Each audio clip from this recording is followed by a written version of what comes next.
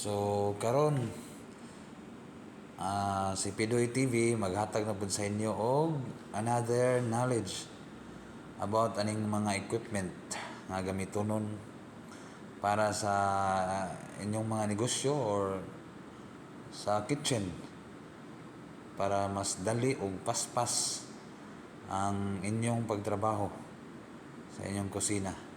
Labi na gyud sa mga bulk nga production. Kung mag production mo og vegetable nga inyong i-slice, so kini ideal kani nga machine. Muna say vegetable cutter, chopper, slicer and dicer. So kung namoy i-slice ani nga daghan-daghan labi na maabot og 5 ka kilo, so kini mas ideal gini machine ni kay kausa na imong butang ang imong 5 ka kilo dinhi ani mo isod. Paspas ka na sa slicer. So mo niya sulod pangabli. Mo siya open na siya. Mo na siya na yung blade. So kana nga blade magtuyok na siya.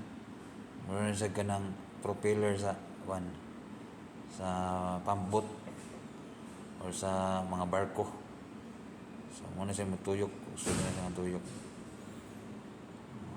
Dihan mo ibutang ang bowl lang ang vegetable nimong i-cut or i-slice, i-dice or i-mince. Dali ra kayo. Ano?